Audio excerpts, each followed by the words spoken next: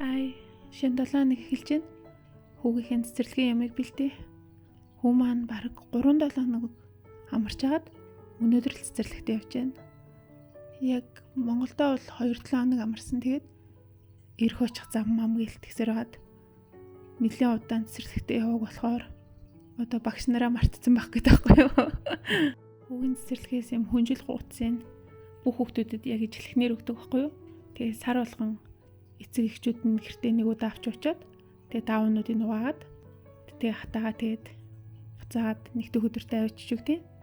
Тэгээд бас цүнхэн бэлддэг. Цүнхэн нь болохоор 7 хоног болгоны нэгдүгээр өдөр бэлдэж авчиж өгөх хэрэгтэй байдیں۔ Тэгээд цүнхэнд нь болохоор ээлжийн солих хувцснууд хийгээд авчиад өгдөг байхгүй юу? Тэгээд манай хүүхд болохоор хувцаа дандаа завруулаад дандаа хувцаа сольж идэв. Тийм болохоор жоох хийж өгөхгүй л. Хятадын улсын цэцэрлэг сургуулийн хүүхдүүд юм нэгдсэн цүнхтэй бүгдээрээ ижлэхэн юм цэцэрлэгийн хувцас сургуулийн хувцас мөн орд ирээд хүнжил зэрэгэр юм ижлэхэн цаанаас нь сургуулиас нь тарааж өгдөг юмнууд байдیں۔ Цэцэрлэгийн яг нэгдсэн хувцсыг бол багш нь 7 хоногт 1-2 удаа хэлсэн өдөрт нь өмсөж очих хэрэгтэй байдаг.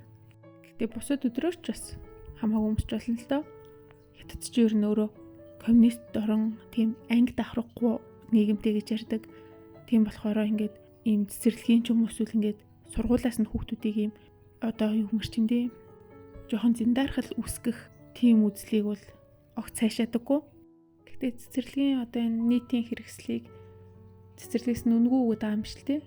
Эцэг эхчүүд хичээлийн жил эхлэхээс өмнө өөрсдөө худалдаад авсан байх хэрэгтэй байдیں۔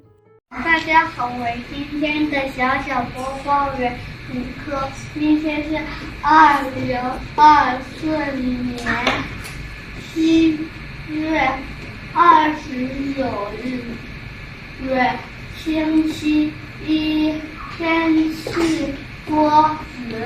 今天的开会主题是。今天的大组活动是。今天的小组活动是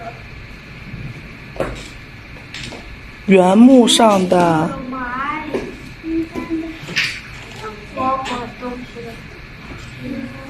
天热勤换衣服。好，给胡克鼓鼓掌。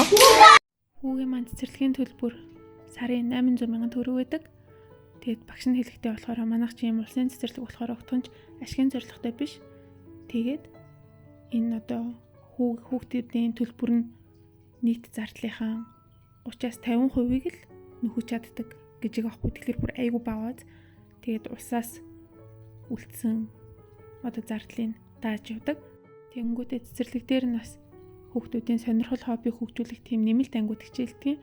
Гэтэ тэрийг төлбөр нь болохоор тусдаа авдаг. Гэтэ тэр ангиуд нь болохоор заавал авах хэрэгтэй биш л тий. Зүгээр эцэг эхчүүд нь өөрсдөө хүүхдээ явуулъя гэж бол нэмэлт тийм дугууланд явуулдаг. Тэгээд ер нь гэхдээ хүүхдүүд аюу их явдیں۔ Сонирхолоор амар олон хичээл аваад идэв. Тэгээд хүүгийн цэцэрлэгийн ангийнхан найз нь болохоор өнгөрсөн семестр 8 хичээл авсан гэж байгаа байхгүй юу? 7 хоногт 8 хичээл гэхэлэр амар их баас тий. Манай хүү болохоор 4 билүү 5 хичээл авсан. Тэгээд бас сургалтын төлбөр нь жоох үнэтэй шүү дээ. Хичээл болгоныг сая орчим төгрөг болчихдээ. За би өнөөдөр нэг макро эдийн засгийн хичээлийн гэрийн даалгаврыг хураалгах хэрэгтэй. Манай хичээл амархаас өмнө багш даалгавар өгсөн байсан. За 6 сарын 15-нд даалгавар өгөхдөө 7 сарын 15-ны дотор хураалгаарай гэж хэлсэн байхгүй юу? Би тэнгуут нь за сайхан амарч байгаа юм чи их орондоо очиод амранга даалгавраа хийж хураалгах гэж худлаа яриад тэг Монголд очиод бүр юу чигээгүй юун даалгавар хийх. Тэгээд Монголд үйжсэн чинь яг 7 сарын 15 болчихж байгаа байхгүй юу ёо. Тэгээд тэр өдрөө багшлуугаа бичээд багш би амралтаараа ирээд хийн гэж утсан чинь хийж чадахгүй байна. Би 8 сарын 1-ээс өмнө хураалгах хүү гэж хэлээд тэгээд одоо 3-4 хоногийн дотор humгүй өдөржин шүнжин даалгавраа хийх гэж сууж байна. Тэгээд нөхөр маань бас аль болох надад ажилласаа ирж тарангуудаа хүүгээ авч бассейн руу явах ч юм уу эсвэл ямар ч гэсэн намайг хичээлээ хийх нөхцлөөр бүрдүүлж байгаа юм. Тэгээд би орд гэр орноо цэвэрлэхгүй хоол унд хийхгүй хичээлээ хийж байгаа байхгүй. Тэгээд хичээл бас нэг урагштай бас нэг сайн явахгүй л байна. Халуунд толгой ажилтгүй юм уу? Аль эсвэл ер нь гэхдээ миний анхаарал төвлөрөх чадвар айгүй муудсан. Утасны хэрэглэнээс болоод За тэгэд ямар ч гэсэн 8 сарын 1-ээс өмнө заавал даалгавраа хураалах хэрэгтэй. Гэтэ багш мэдээж надад ингэж хоцроож өгч байгаа болохоор 5-10 оноо хасгал байх. Гэтэ зүгээрээ тэр чинь ойлгомжтой л асуудал. За энэ хичээл тэр би угаасаа 90-с доош гарах бах уу? Гэтэ угаасаа миний л асуудал, миний л буруу юм чинь. За бай.